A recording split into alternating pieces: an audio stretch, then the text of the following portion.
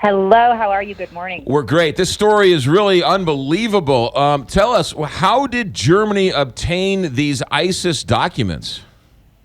It's a massive treasure trove, or at least they're hoping it's going to be a massive treasure trove of documents. So the story broke about a month ago with some documents to a German newspaper, but the real meat of those documents came this week to Sky News, the British TV channel. And the way that they tell it, basically ISIS has their own Edward Snowden. So a disenfranchised and disenchanted ISIS fighter stole this information from the Islamic State's internal security on a memory stick and leaked it to the press.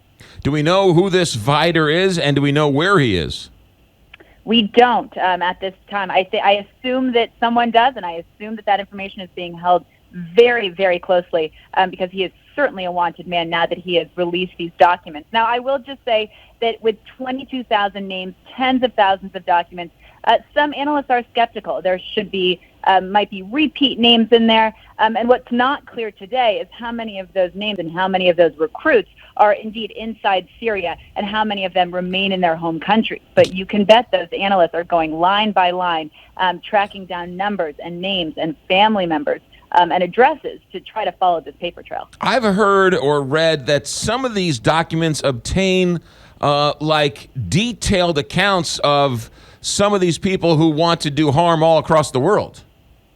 Absolutely. They're from over 50 countries, and the meat of these documents appears to be a questionnaire, a 23-line recruitment form that asks the recruits everything from their name to their blood type to their education. And the most interesting questions, I think, are their obedience level, their jihad experience. Do they want to be a fighter or a martyr, a suicide bomber? And their Sharia level, how religious they are. So certainly not a run-in-the-mill recruitment form, but may well shed light on their recruitment tactics. And that's exactly what Germany's interior minister said they'll be looking at, how these people are being recruited worldwide. So just so we understand, the British government doesn't have these documents. A British media outlet has these documents?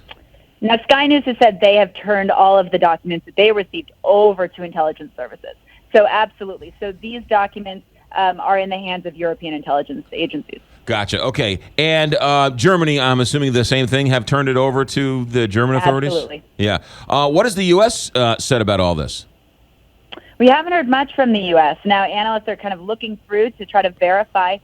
No one has said that they have independently verified that all of these are legitimate. But we did hear from the Brits this morning, and they said some of these names match up with people that were well known to them, the people they know have gone into Syria as fighters. So the more names that pop up like that, clearly the more credibility to this massive document trove. It also gives you an insight into ISIS in and of itself. It's sort of been portrayed as this ragtag group of sort of nomads, but it shows that it's quite serious and there's quite infrastructure set up within ISIS.